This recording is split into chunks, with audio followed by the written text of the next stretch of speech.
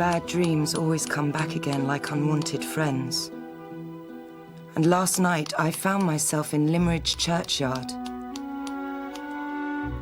Normally, people who are dead stay dead, just as normally it is the criminals who are locked up rather than the victims. But then, there was nothing normal about what happened to us, except perhaps the beginning. That summer's day on Limmeridge Lawn, where we witnessed the fate of poor Laura's croquet ball. And that night, the arrival of a tutor to teach us drawing.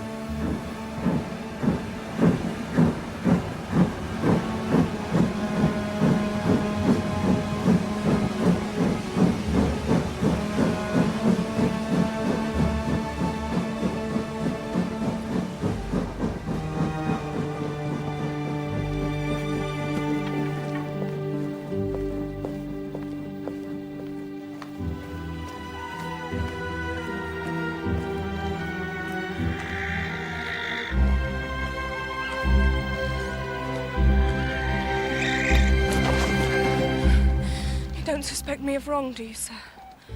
Why do you suspect me of wrong? I suspect you of no wrong. I hid to watch you pass.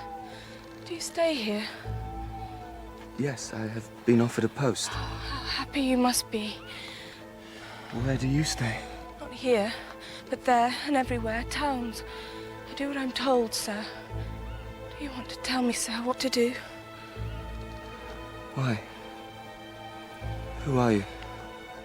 I'm not meant to be here. They do not want me here. Do you know a baronet, sir?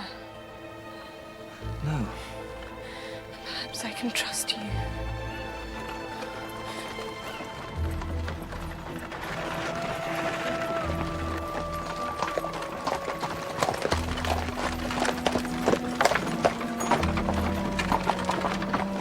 Mr. Hartright? You saw a woman from the village, probably. I can assure you, as family lawyer, that it's not our normal practice to make our guests walk. But it seems the engine on the branch line broke down near Carlisle. Your charges, Marion and Laura, have naturally retired. And your employer, Mr. Fairley, is a man of idiosyncratic nature. He keeps to his own apartments. To be frank, I was a little concerned about his failure to arrange a proper chaperone. I should not worry yourself, Mr. Gilmore. I am told my situation in life acts as a guarantee of its own. My last employer even compared my presence under his roof to that of a harmless domestic animal.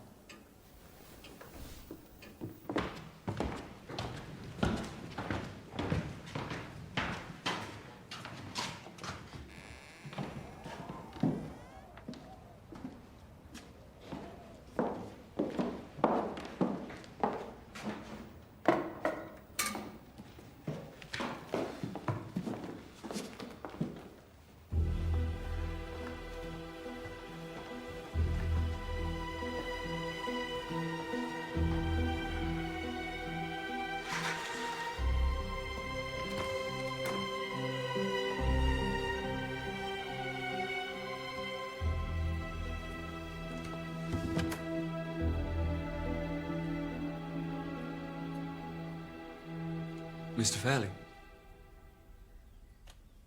I'm Mr. Hartright. Mr. Hartright, sit down, slowly, without troubling yourself to move the chair or other objects. In the wretched state of my nerves, movement of any kind is exquisitely painful to me.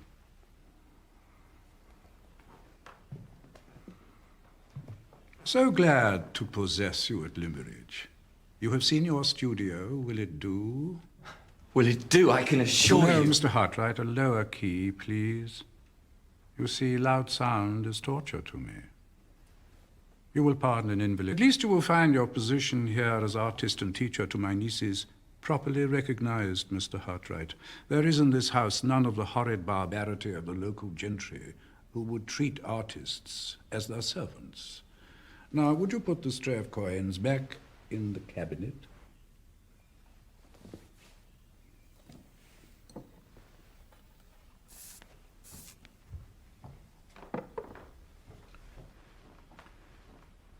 And then go and take down that portfolio. Are you strong enough? Yes? Oh, how nice to be so strong. Don't drop it! You have no idea of the tortures I should suffer, Mr. Hartright, if you dropped this portfolio.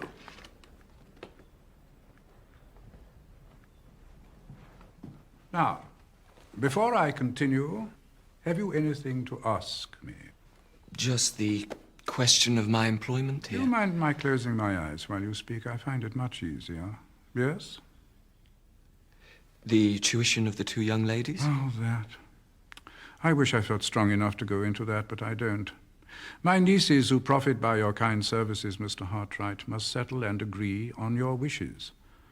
Provided you deal with the more suitable subjects, the basic principles of landscape, frith, Lancia, and so forth.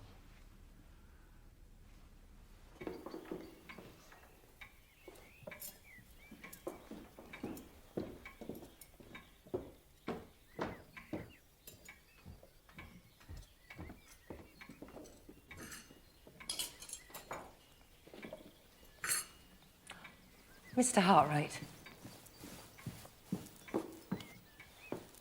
I am sorry if you caught me observing your arrival.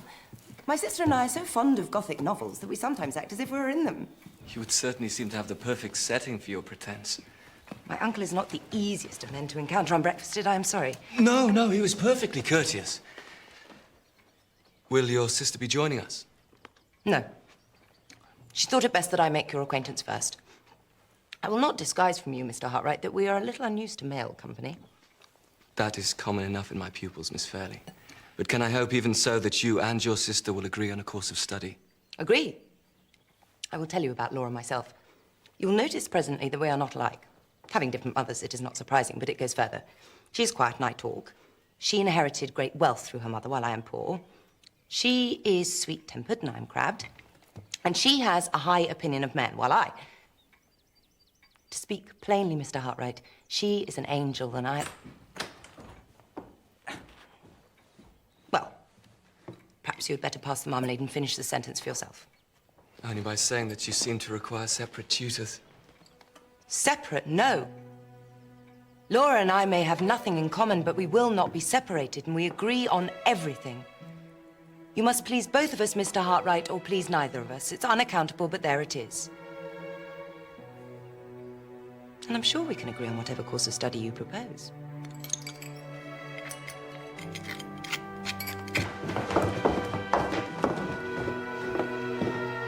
Laura?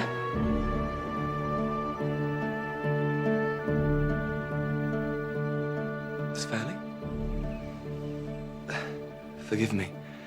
Just for one moment you reminded me of someone I met on the road last night.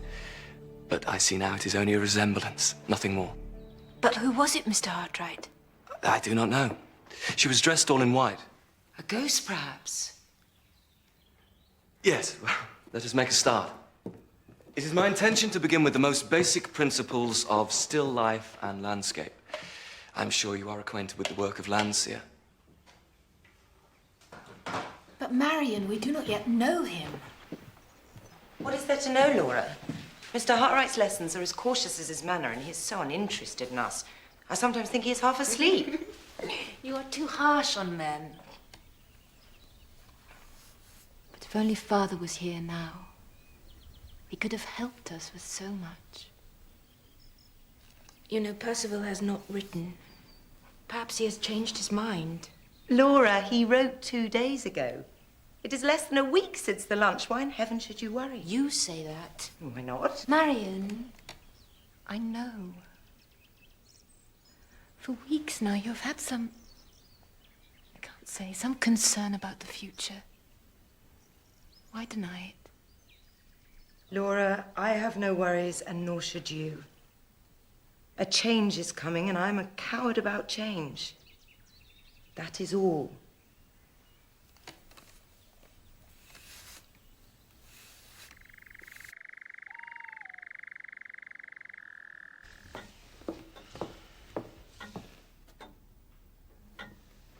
Mr. Hartright, you're still working.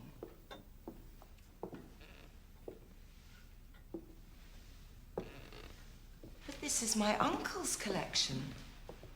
What has he asked you to do? Some repairs. He wants them completed by tomorrow. Tomorrow? But there was months of work here. He had no right to ask you. Will you accept an apology, not merely on behalf of my uncle, but ourselves? The truth is, we thought you quite circumspect. When a man has urgent need of a job, Miss Fairley, I fear he generally is. But what are those? Oh, just some materials I was using for mounts. Rossetti? Whistler? Yes, these are copies I made.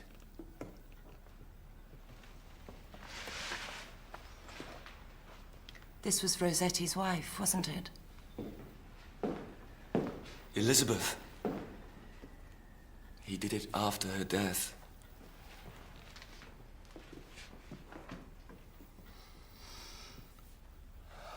Look at the line of the face. So much longing. Did you know he dug up her grave? Yes. Where he had buried his poems. This picture always haunted me. Such a terrible feeling of loss.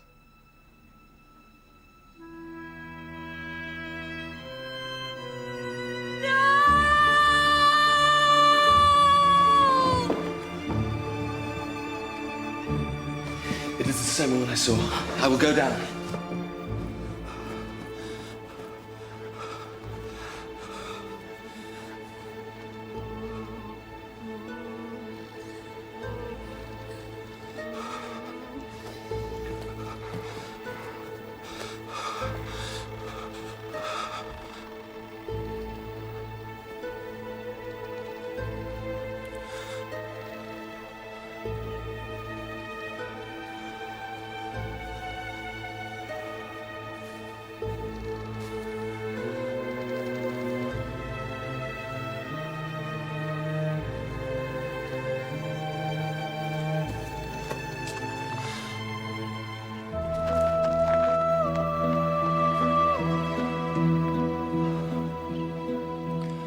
And then there was no sign of her.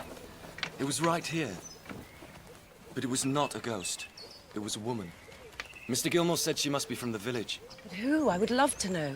If we could just have seen her more clearly. Well, there is one way.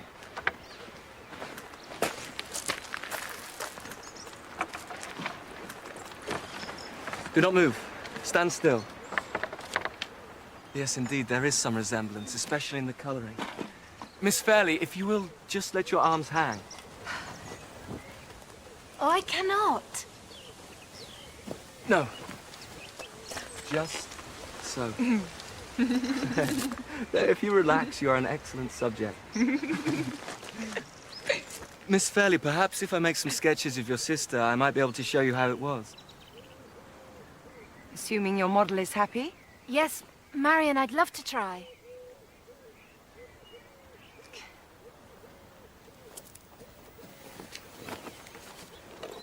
So tell me, Mr. Hartright, how do your society subjects stay still? Oh, I help them along with generous portions of compliments. Well, I hope Mr. Hartright will pay me no compliments, Why do you say that? because I know I will believe all you say to me.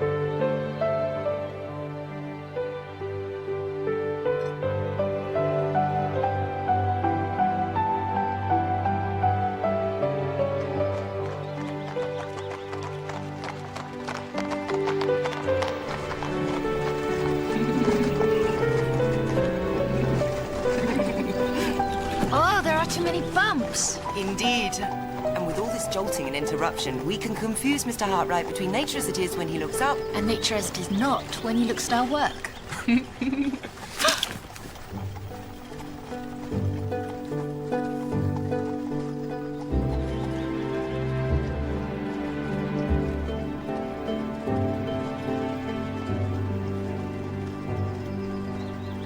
What will you do? What I know is right. Before Mr. Hartright came, I was so sure of my feelings. Where would I be if I changed now?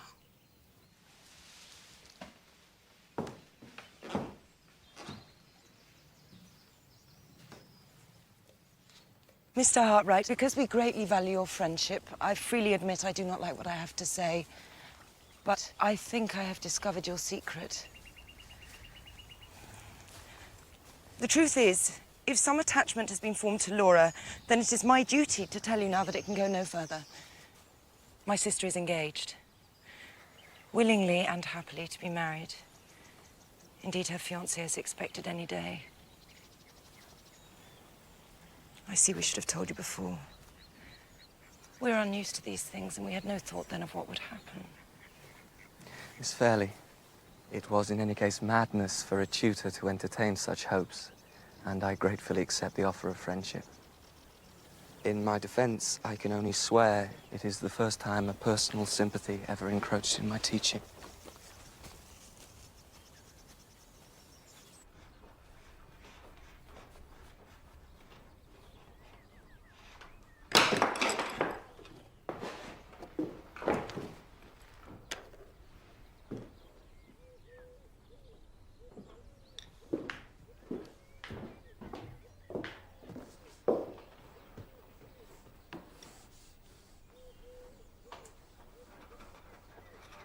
I cannot get the shape of the church. I would love to have a good likeness of this place. It is very dear to us. Then I would like to draw it. Whose is the grave? Our father's.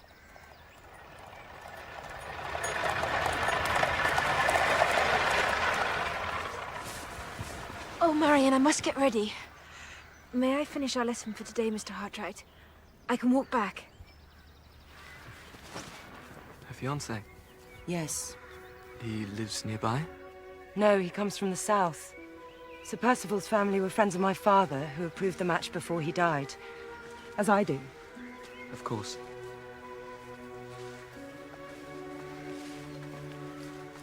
However, we did speak of your secret, Mr. Hartright. And now I will tell you mine. Have you ever had the uncanny feeling when you go into a room, or meet a person, or see a picture that is perfect in every way, and yet you know something is wrong? A kind of premonition, you mean? Yes. It is no more rational than that. And it concerns Laura. Yet Sir Percival is good-looking, wealthy, and shows every sign of being in love. Believe me, I have put him to every test, and I cannot find fault with him. But is it not natural you should feel some apprehension? You and your sister are very close, and your living relatives are distant. Mr. Hartright, if I had any doubts you would put your own feelings aside to help me, you have just dispelled them.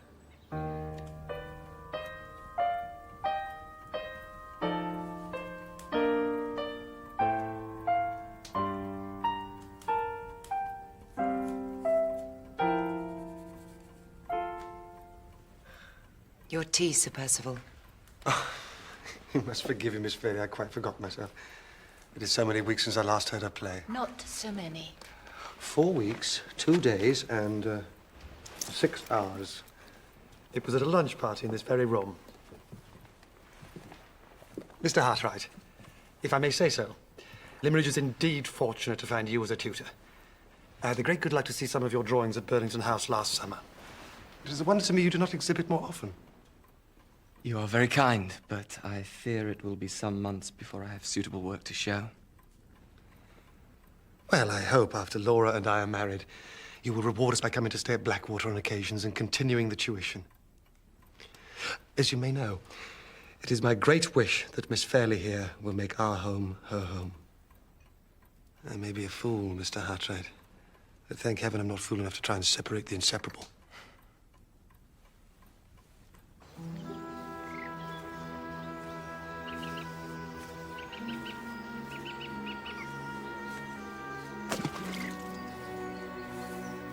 Miss Fairley, I'm sorry if I startled you. I love this spot. Yes, it has memories. Our father used to come here. He taught us to throw stones. I'm probably better at it than drawing. Then, will you take this one? A blue stone. I've heard that is lucky. So I am glad to give it to you. You know we should not be here alone.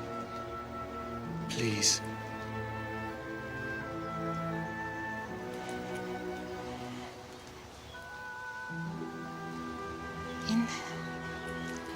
In a few weeks I will be married, Mr. Hartright. But I want you to understand one thing. I will never forget this summer. The days we have had together, the time I have spent with you. Wherever you go, whatever you do, I want to wish you happiness. Then no matter if it is wrong, I will think of you. And I will keep this memory. For God's sake, please go.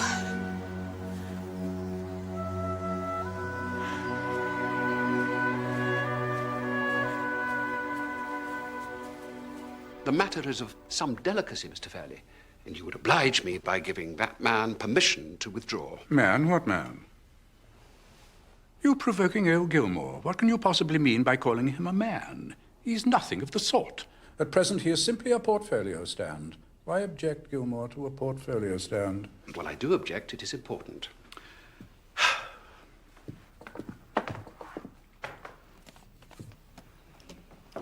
Sir Percival has just left, and I want to discuss Laura's marriage settlement. Oh, a settlement. The terms demanded by his lawyers seem to me to be excessive. There is, after all, a considerable fortune involved. Good Gilmore, how you reconcile one to human nature.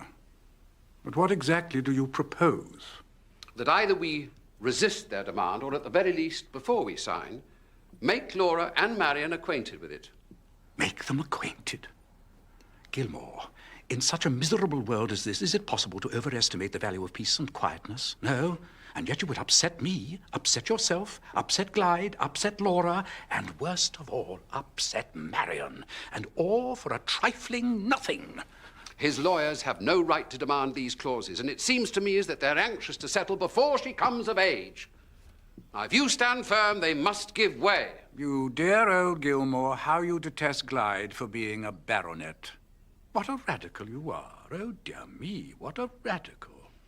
Mr. Fairley, I will put up with a good deal of your provocation, but after holding the soundest conservative principles all my life and serving 3 generations of Fairleys, I will not put up with being called a radical. And I have to tell you that no daughter of mine should be married under such a settlement. Don't shake the room, worthiest of all possible Gilmores. Do not shake the room. I would dispute this remote contingency with you if I could, but I can't. I haven't stamina enough. Shall we drop the subject? That's a good Gilmore. You hold by this, then? So glad we understand each other at last.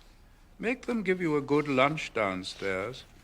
Do, Gilmore, make my idle beasts of servants give you a good lunch.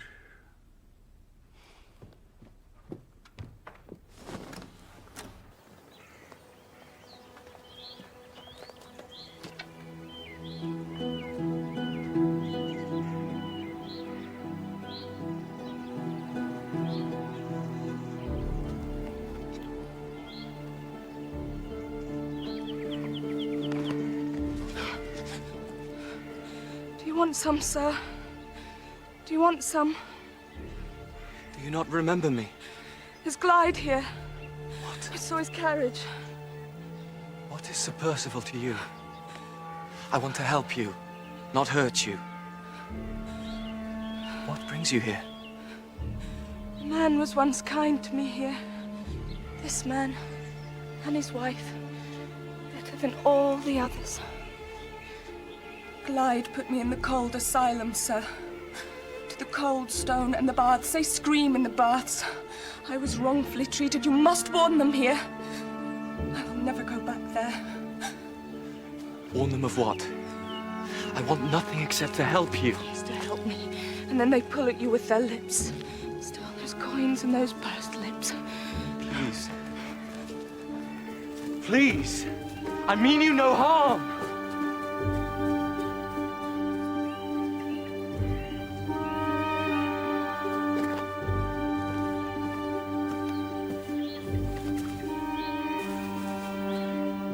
We will not jump to hasty conclusions on either side. I will provide for the tracing of this woman, whoever she is, with a private investigator. I have been in touch with Sir Percival's solicitor, and when Sir Percival returns on Monday, I expect a satisfactory explanation, and I have no doubt we will get one. I'm mightily glad, Mr. Hartwright, that you met with Anne Catherick. But I was most interested to hear that she was at Limmeridge Church. It is my urgent wish that she's found without delay. Have you known her long? Yes. Her mother, one of our more faithful retainers at Blackwater, was doubly unfortunate in having a husband who deserted her and a daughter whose mental faculties were disturbed at an early age. In time, the poor girl's symptoms made it necessary for her to have medical care. But Mrs. Catherick did not want Anne to go to a public asylum.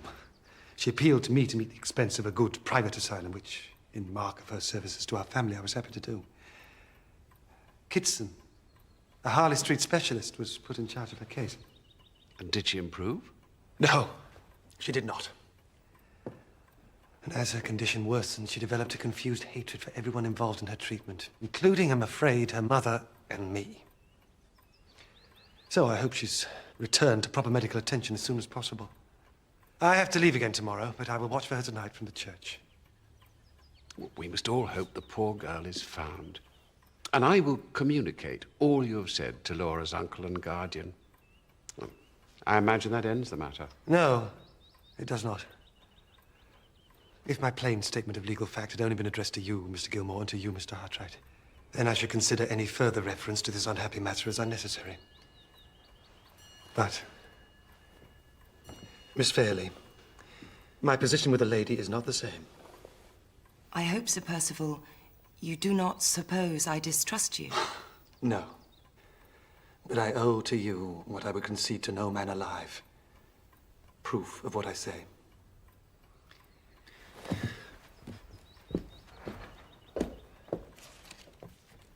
Here is the address and name of Anne's mother.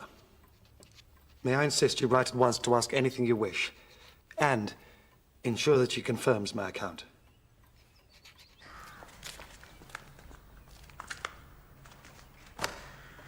Sir Percival watched all night here, but he saw no sign of her.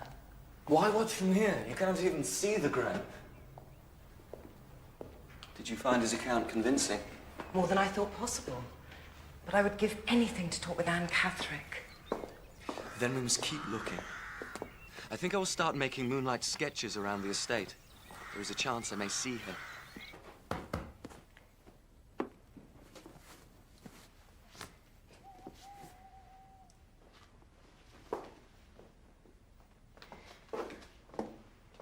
Begging your pardon, miss. Yes, Margaret? I wonder if I might ask you something. Of course. What is it? I didn't know whether to trouble you, miss. It may be nothing at all, but I wasn't sure. If something is worrying you, I'll help it any way I can. It is Mr. Hartwright. Mr. Hartwright? What about him? Well, you see, it was getting late, and I saw he was there down by the summer house, and it's just I wasn't sure what he was doing, whether he needed anything. Oh, I see. No, Margaret. He wants to sketch various parts of the estate in moonlight. So please just do what he wants to accommodate that. I'm very keen to see the results. Oh, yes, miss. That's all right, then. Thank you, miss. Just it seemed rather late. Yes. But I'm happy to go there at 10 if it helps him. Thank you, miss. To go there?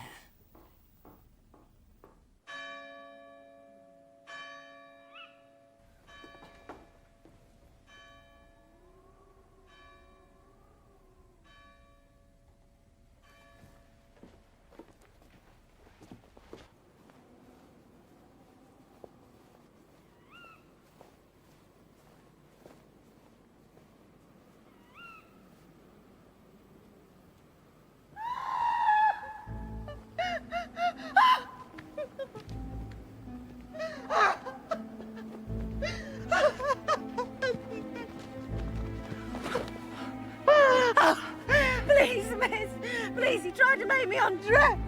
What? Miss Fairley! Miss Fairley, please, I can explain.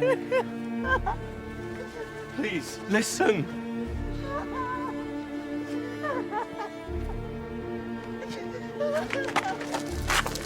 Inside. Get her inside.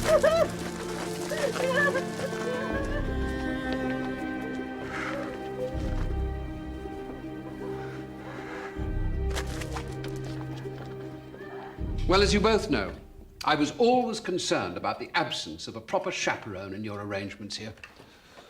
Fortunately, Mr. Hartwright is leaving in a few hours. But there is always this servant to consider. Sir Percival has already offered the servant concerned a position at Blackwater Park, so the change of scene should help her. And please don't forget, Mr. Gilmore, it was Marion who saved her. Well, this is true. And provided both of you accept that you were completely duped by this young man, I suggest we let the matter rest. I accept that we were deceived. I do not accept that I was wrong to take every means at my disposal to find Anne Catherick. Her mother has now written to me. Evidently, all that Sir Percival said is true to the letter.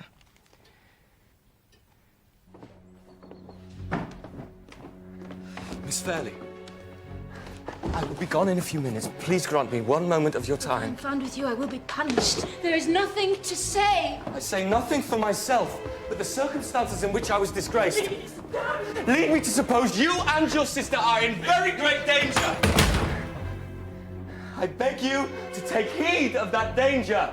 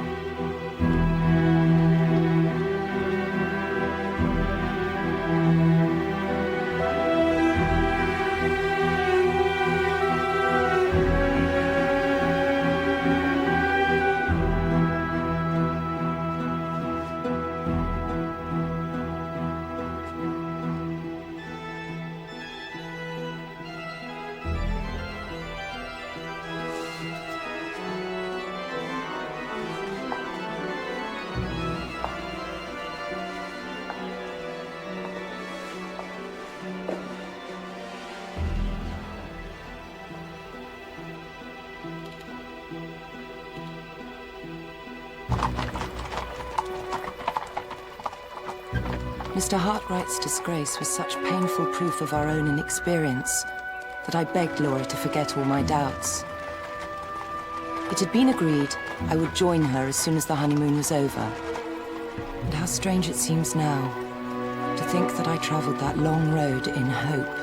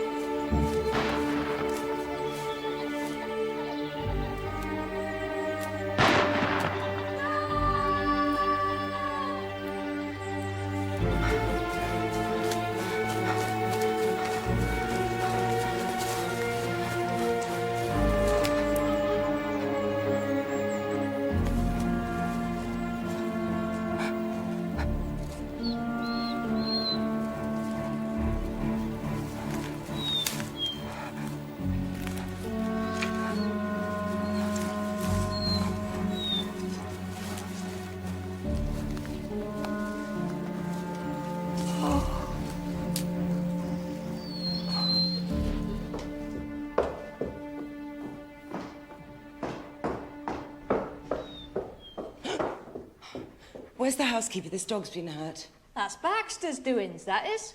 Baxter? Who's Baxter? Why, bless you, miss, Baxter's the keeper. And when he finds strange dogs, he takes and shoots them. That's Baxter's doings, miss. Very lucky dog, Miss Fairley. Thank goodness you saved him from that brute Baxter. I'll see someone takes him back to Mrs. Catherick. She will be grateful to you. Mrs. Catherick? Yes, Miss Fairley. Oh, do you know her? No, it is just I've heard of her poor daughter. Oh, yes. Well, the woman was round here looking for her daughter who's been seen around the grounds. Here? Yes. If Mrs. Catherick could just find her, she would get her to medical help. But why can't she be found? Oh, because there are those who don't want her to be found. Beg your pardon, miss, but you know how she makes a living now. And it's always the men who see her. Have you noticed that? Oh, I'm so sorry, miss. Here am I talking too much, and they must be here already. You'll be wanting to see your sister.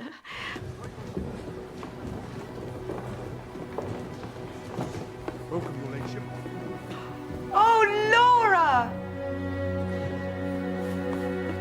Oh. Oh.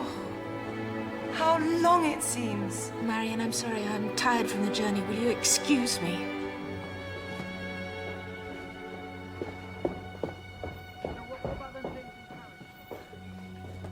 Miss Fairley.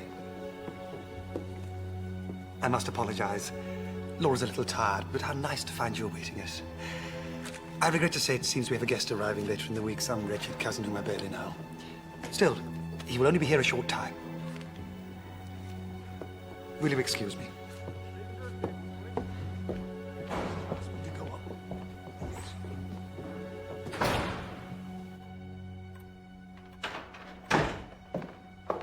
I must apologise. Laura insisted on dining in her room. She's still a little tired. Now, talk to me about art or music. Is it true your uncle has the most wonderful Rembrandt etchings? Yes. My uncle is very proud of his collection. Matters have reached a head, and the situation may become serious. We must address ourselves to it at once. If I can obtain the signature to the papers. That will resolve the question. We can then proceed to clear the outstanding bills as they become due.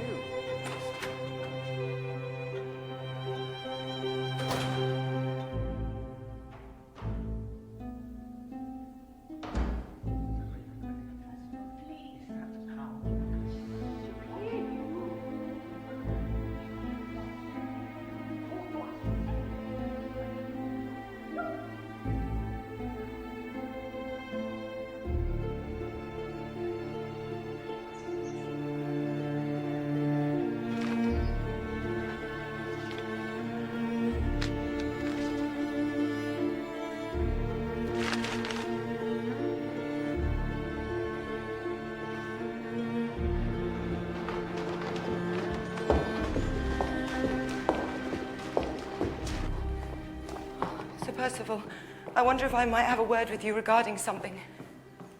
Miss Fairley, of course. I have been here 4 days now. If she does not want me to be here, then I can leave. But I cannot understand why she will not talk to me. I cannot wholly understand it myself. I have kept expecting her to change, but I fear the moods of women are sometimes unaccountable to me. You have her messages? She makes excuses. She has business. She is tired. Once I passed her and she talks for a few moments and then goes on. If I have done something to offend her, then I will be duly sorry, but I must first know what it is. Believe me, Miss Fairley, you have done nothing to offend her. I'm sure of that. You must simply give her time. I have given her time. And if, as you say, I have done nothing wrong, then I must leave and return to my uncle, because it is clear she does not want me. Perhaps you would be kind enough to inform the servants to prepare for my departure. I have every hope she might change, and I will try again to prevail upon her to be more civil. Please. Stay longer. No. You have been kind. But I cannot impose myself if she does not wish me to be here.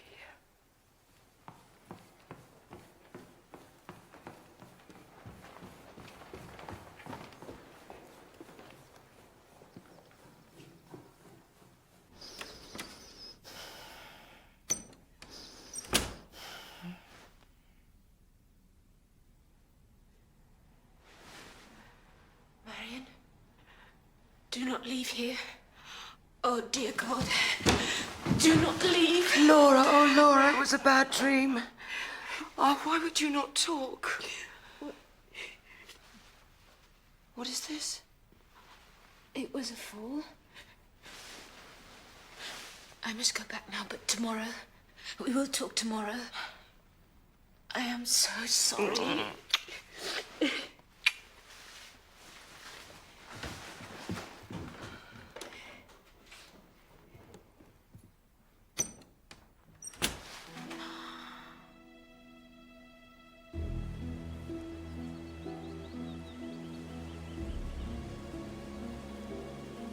Laura, you must tell me. Whatever the matter is, you must tell me. I beg you.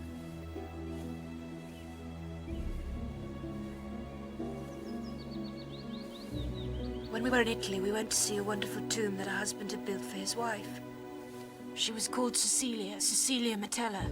It was a bright afternoon. I asked Percival if he would ever build something like it for me. His reply was that if he did, it would be with my own money. It was a joke, Laura. What of it? I am sure the marriage settlement must provide for him to inherit. At least in the event that there are no children. And Mary and I do not want children. Not the way he touches me when he... Tell me. I never knew men could enjoy the act, even in hatred. Why does he hate me? Is it because I have done something? You have done nothing. And you must never think of yourself in this way. Then I can only tell you what I believe.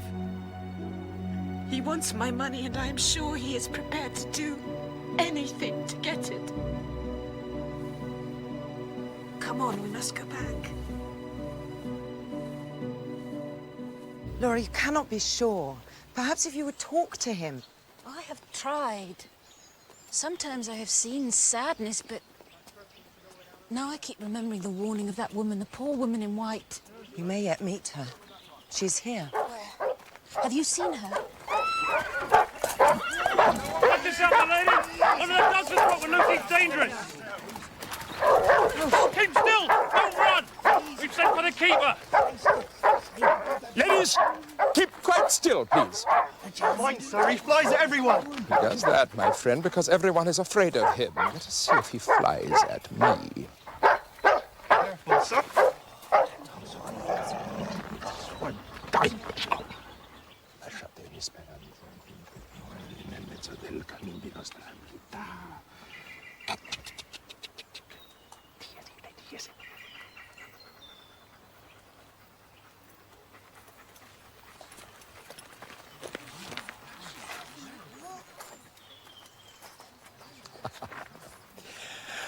Miss Fairley, Lady Glyde, yes?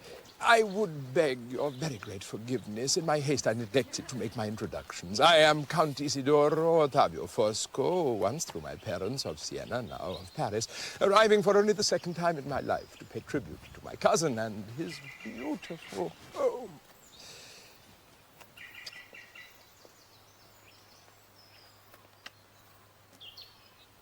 I must admit that my early life was spent, like anyone else's, in innocent folly. I ruled the fashions of a second-rate Italian town and wrote preposterous romances for a third-rate newspaper. Then I studied law, finance, and chemistry, in that order. Laura, I have something here for you to sign. This is a formality, but we may as well do it now so I can get the boy to take it down to the train. The Count and Miss Fairley can be witnesses if they don't mind. What is it I am to sign? I would tell you, but we're short of time and I doubt you would understand it.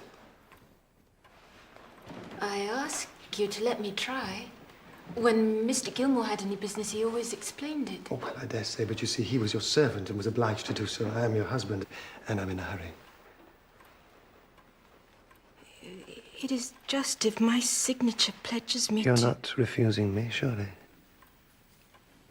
No. Then I will be glad if you proceed to sign it at once. Sir Percival, perhaps I may explain Laura's objection. Miss Fairley, I hope very much you can continue to be our guest, but it could obviously become difficult if you choose to interfere in our affairs.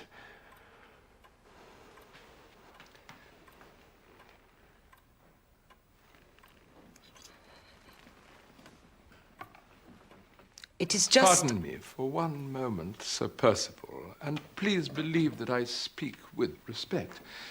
What that document that Lady Glyde is about to sign may be, I neither know nor desire to know, but I feel uneasy about witnessing any signature at all without a full and fair understanding by the signatory. You take my wife's side? I take the side of my poor European conscience, which is different. By all means, set me down as being no better than the rest of my kind. I will see if my lawyer can find some way around it. Now, I really must get the rest of these papers off.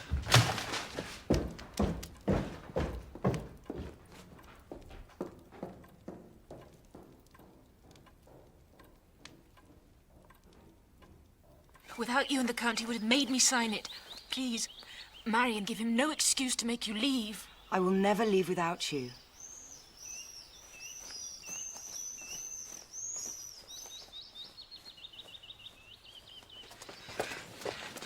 But Laura, you must now tell me what you fear.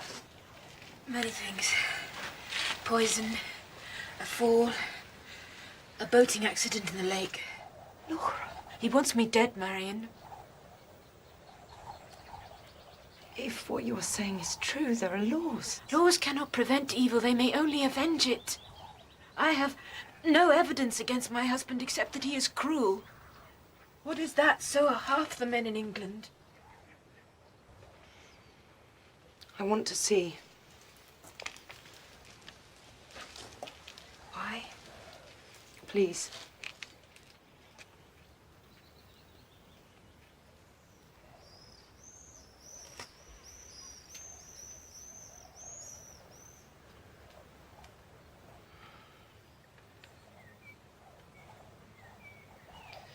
Never again. I don't care if you kill him, you will not let him near you. From this moment on, I swear our endurance ends. What are you talking about? What can we do? We can fight. I have no means of proving my suspicions, Mr. Gilmore. Any more than I can prove the burned document forms some part of a plot to take my sister's money. I know my uncle will not countenance a scandal, but I beg you to ask him whether there is some way Laura and I could return alone to Limmeridge, at least for a prolonged visit.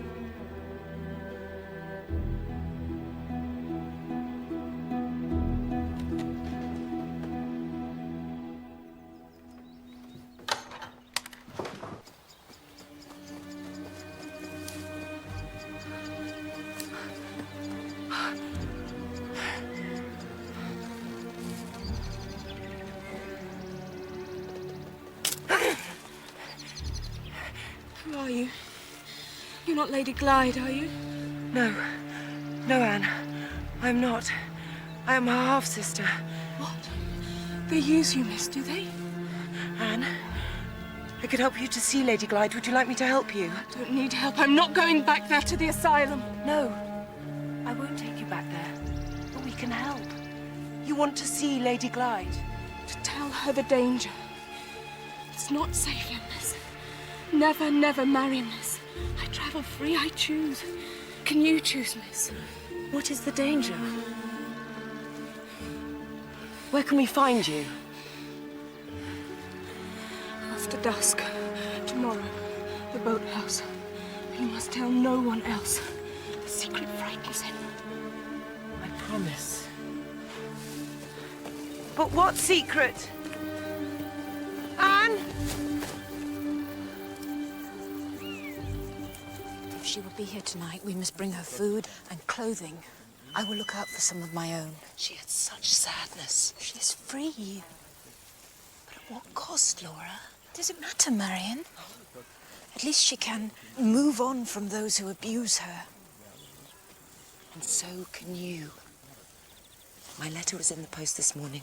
By tomorrow, it will be with Gilmore, and he must act. And the Count helped us before. He will again.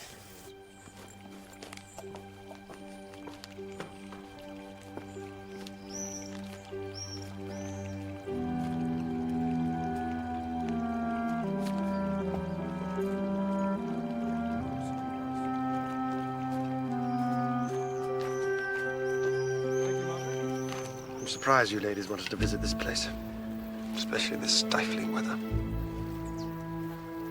Some may call it picturesque. I call it a blot on a gentleman's property. A bailiff says it has a curse on it. Good place to commit murder, maybe. Not much else. Why? You know exactly what I mean if you choose to understand me, and if you don't, I shan't bother myself to explain. But why not, Sir Percival? When your meaning can be explained by anyone in 2 words. If a fool is going to commit a murder, your lake is the first place he would choose. A wise man might look elsewhere. Baxter? What does he want? He keeps leaving messages for me. Count Fosco, if you must divide murderers into classes, I think you have been unfortunate in your choice of expressions. To describe a murderer as a wise man seems to me an abuse of language. Truly wise men are truly good men, and have therefore a horror of crime. My dear lady, these are admirable sentiments, and I have seen them stated on the tops of copybooks. But surely you admit, Count, that murder will out. I mean, crimes provide their own detection. Miss Fairley, because you of all women appear to appreciate the truth, I shall tell you it. One has but to ask the coroners who sit at inquests in large towns, or the poor secretaries of life assurance companies, when the criminal is a resolute and highly intelligent man.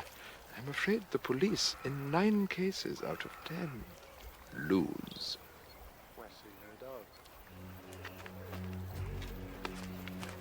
Miss Fairley, why did you not tell me Anne Catherick's mother was here? What? Well, I gather you found her dog here. Why the devil didn't you tell me? Laura, have you had dealings with Anne Catherick? Gently, my good friend. I want to know.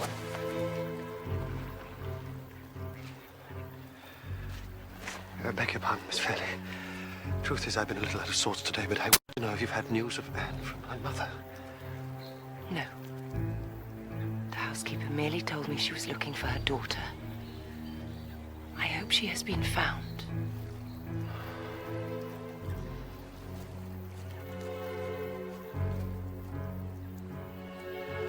So it seems Anne Catherick may have been here. Our friend, Mr. Hartwright, was so concerned about Anne. Tell me, was he a good companion? It seems a long time ago. How did you spend your time? Did you read with him? Read? Yes. I've no knowledge of what you did together. Reading verse? Or discoursing? There is no end to my imaginings. I do not understand.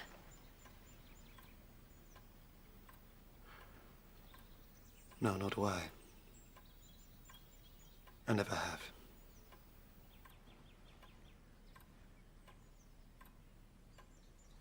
Pure ramblings. I must dress for dinner.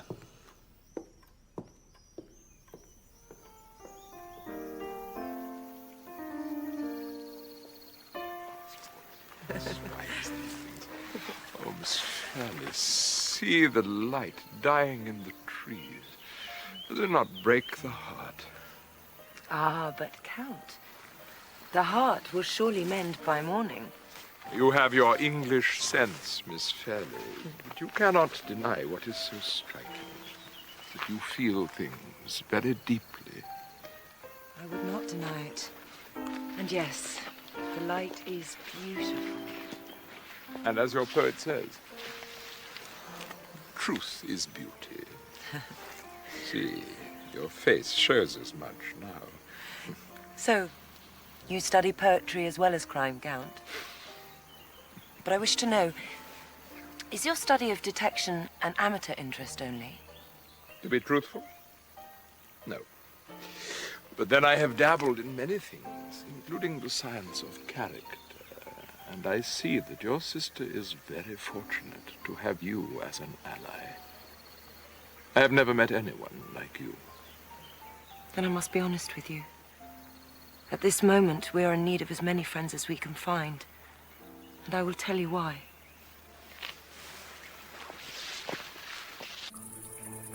I truly think he is some kind of detective, a specialist, and he says he will help us. She's coming. Where is she?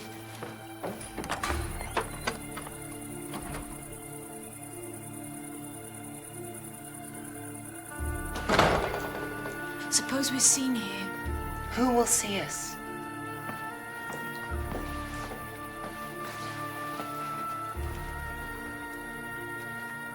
You're quite sure we are not followed? I'm certain of it.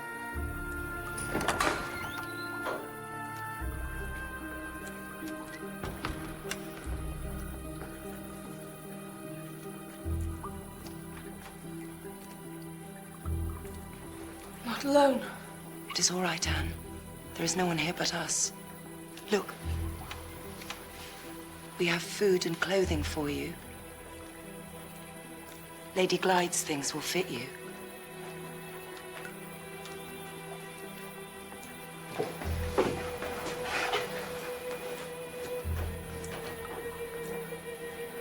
My lady, I have your word you are alone. You have my word. I've only kept out of their sight by moving from village to town, staying in woods and ditches. No one will listen. You are the only ones who might believe.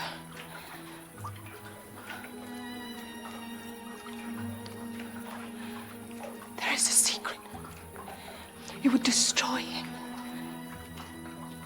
What is it? Anne.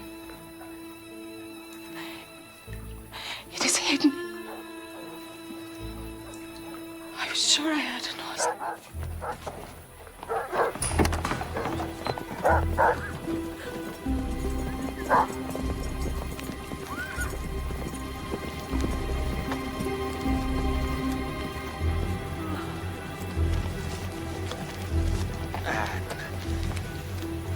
Get her!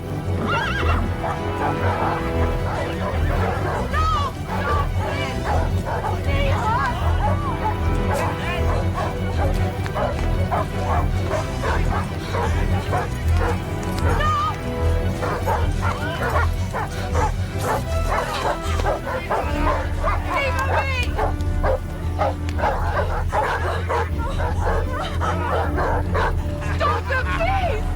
Stop them! All right, Baxter, get her up. Poor woman's ordeal is at an end. We will And I didn't let him know! What is this? Come on. Well, let us just say it is poor Anne's. She's in need of clothes. Oh, and there is excellent news. The good Count has agreed to stay on. For several more weeks, I hope.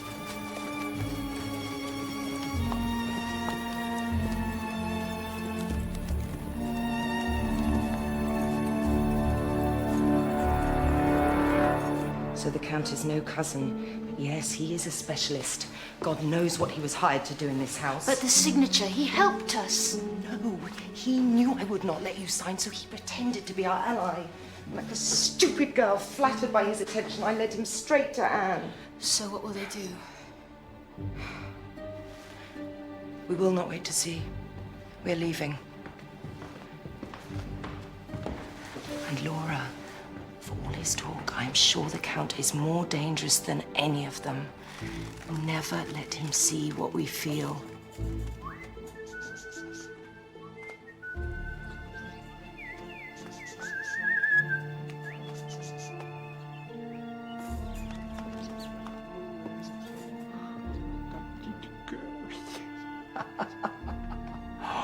Oh, mais tu voyages, hein?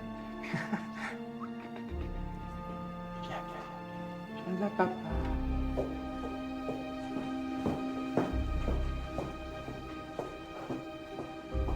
Mrs. Ridout?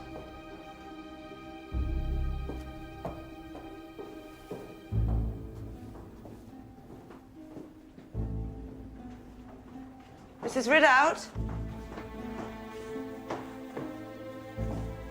Mrs. Ridout, I need your help again to send a telegram. Margaret, where's Mrs. Ridout? She's gone, miss. Gone where? She's left. You see, I'm to be housekeeper. You? The other servants have had their notice. The last of them are off now.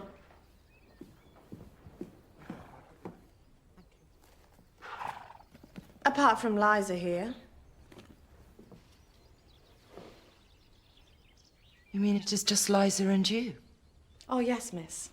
Sir Percival has been very kind after what happened with Mr. Hartright. Margaret Porcher is on their side. She is housekeeper to him now. She is more than that to him.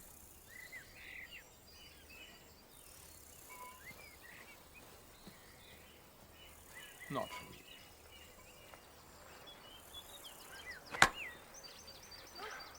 I doubt I can do better.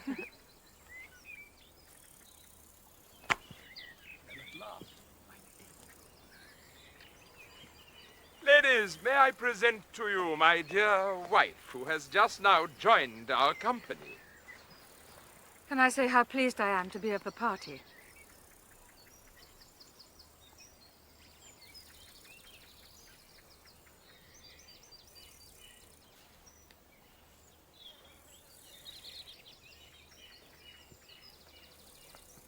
They are clearing the house. Yes, it is happening just as Walter Hartright warned. He begged me to believe him and I just turned away, but I see it so clearly now. He was innocent, Marion. They made him their victim. We will leave as soon as it is dark. The station is half an hour's walk. If we catch the late train, we are safe. Take what you can. I will join you on the lawn after dinner.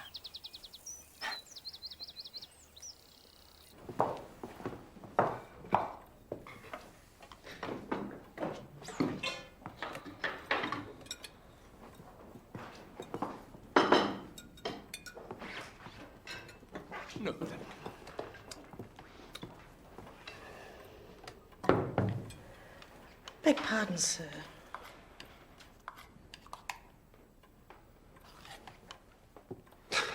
How can you get through so much cream, Fosco? The taste for sweets is the innocent taste of women and children. I love to share it with them. Another bond, dear ladies, between you and me. No, this weather is impossible. Must break soon. It will break. I have told you. Soon now.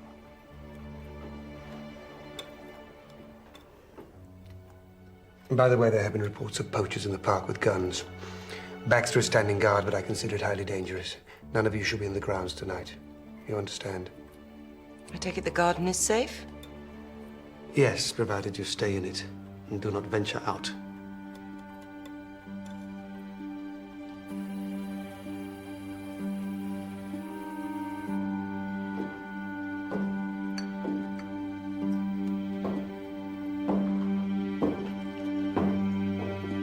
Miss Fairley, I must appeal to you on a question of the greatest importance. Indeed, you might say that the honor of my country is at stake, unless you have some more pressing business, in which case I could accompany you. You see, the English were always reviling the Italians for their music. I am sorry, I know nothing of music. But I'm sure they forgot Rossini. As a very great personal favor to me, might I ask you to listen to this and say if anything more sublime has been composed?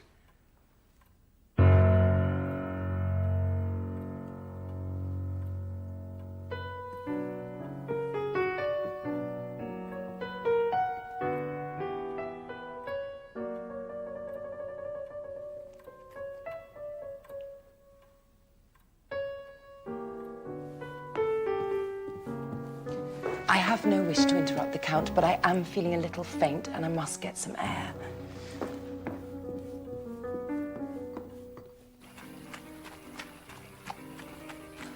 The Count would not let me go. We must be quick or the train will leave. But the poachers and guns. There are none. That was just to scare us.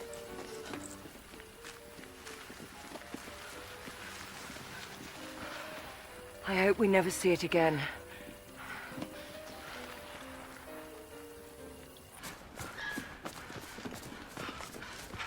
The road cannot be far now. Oh! I think I can see it just a short. Quickly. Oh. Quick! Get up!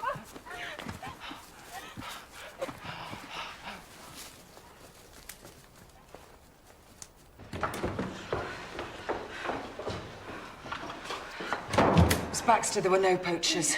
He knew who we were, but he still shot. What would they call it? An accident.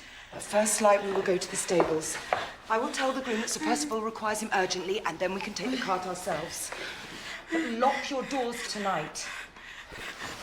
Stay with me. No. I must know what they're doing.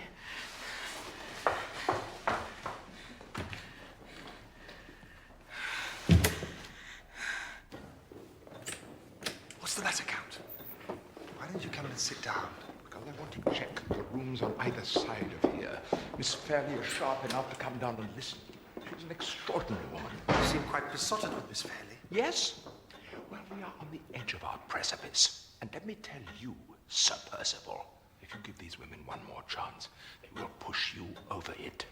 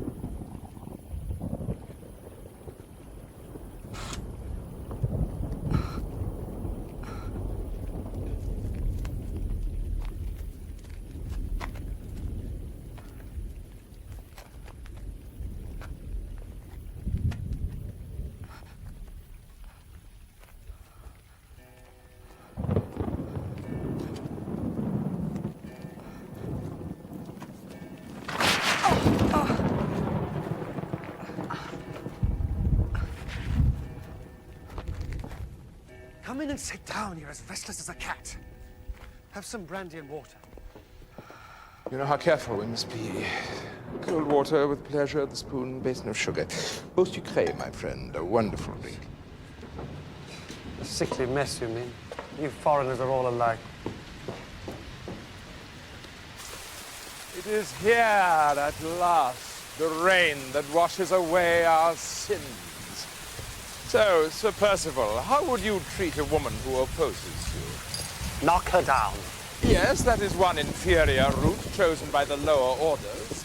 The superior way is to deny all their suspicions and never under any circumstances to accept the provocation at their hands. Yet despite all my warning and entreaties, you keep forgetting this crucial fact with your wife's sister. Now, you hired me as a specialist. Are you going to stand in the rain all night? So, as a specialist, I tell you, Sir Percival, in this sweet rain, that there are limits even to the male prejudices of your good country. We cannot keep these women here indefinitely. Your wife's sister would lose us the signature to the deed. I turned that to our advantage and secured Anne Catherine. But without the signature, we are having to do something infinitely more complicated and infinitely more dangerous. Are you ready for that? Of course. But how? Debts mount. And there was danger too. Anne almost told the women of the will my father made at the end. And I still cannot find where she's hidden it. And the will would disinherit you. Why? You have hinted at something worse. It will never be disclosed. Now come to the point. I would have acted earlier and more crudely against my wife. You restrained me. My time is running out, so I say to you again, how? I shall tell you. How? First, we must separate the women at breakfast. You understand that, Percival? We must separate them tomorrow at breakfast. Then I, Fosco, will resort to that most complicated defense. Then tomorrow at breakfast.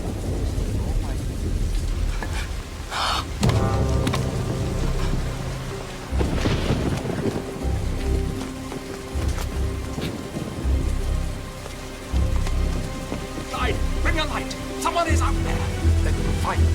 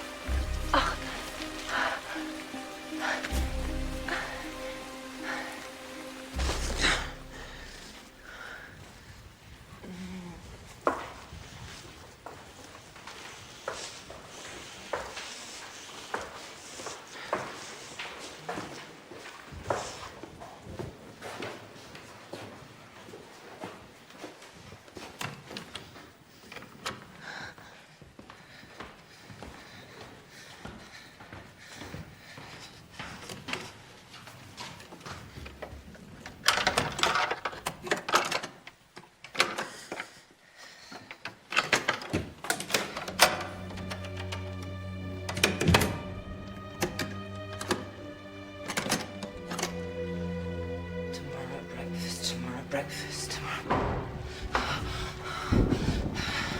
Tomorrow at breakfast, tomorrow at breakfast, tomorrow at breakfast, tomorrow at breakfast, breakfast.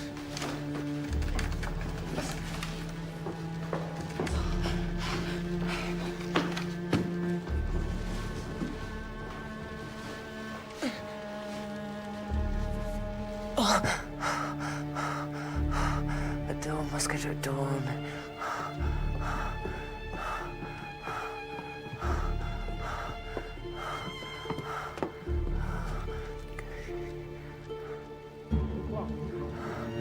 No breakfast. Not a breakfast with the chemist.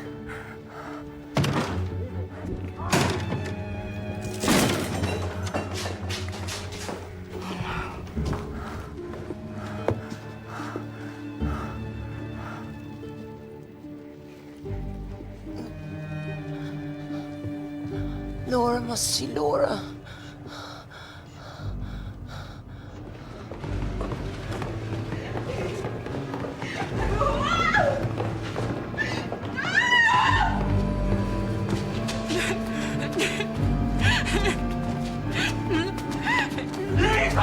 Get him out!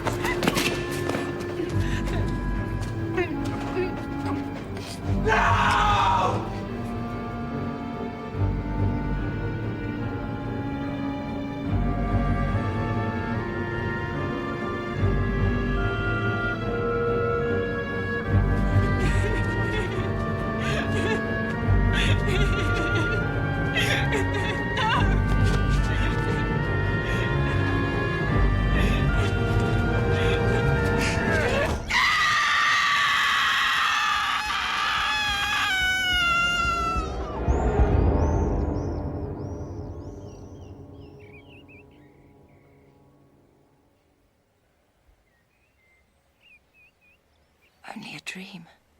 Dear God, only a dream.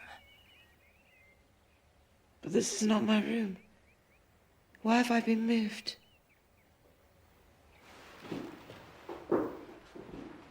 You've been in a fever, Marion. The doctors moved you simply for the risk of infection. Mr. Gilmore, thank heavens you've come. Of course I came.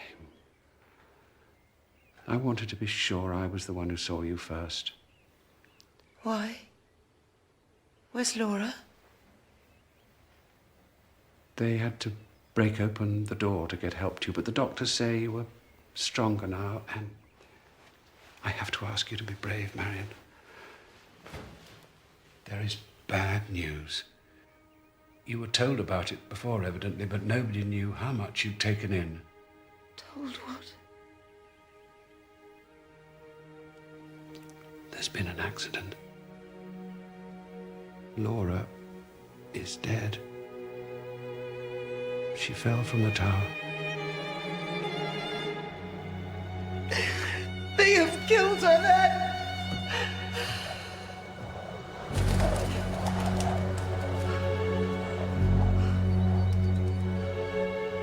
Please, Marion. You are still not strong. You don't understand. I know what happened. I heard them plotting. Glyde and Fosco drugged and killed her. Glyde had no hand in her death. Laura's mind had been turned by Anne Catherick's prophecy. There are witnesses. Who? What, a respectable doctor who I know and who was tending you in your fever. He was with Glyde and Fosco when she fell. It makes no difference. Liza and Margaret Porcher would have done it. Glyde used Margaret against Hartright. He has paid her to kill Laura. This is madness, Marion. Who else would you have involved? The groom, the stable boy, the doctor himself. There is not the slightest proof of any of these accusations, and I will not hear of it. Do you understand? But they were all in league against us. There is some secret hidden. A will that would disinherit Sir Percival. I shall not listen to this, Marion. Glyde would have the perfect right to take legal action against you. Now, please, come down. For Laura's sake.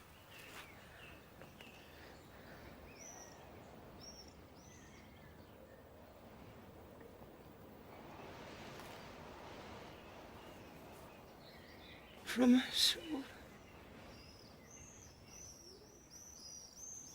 It was from Laura's soul.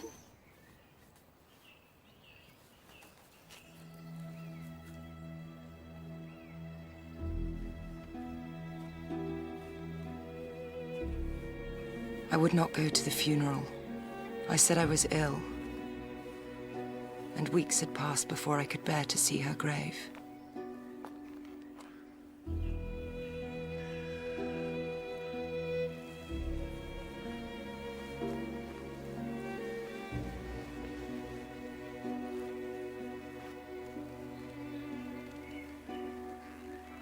I promised Laura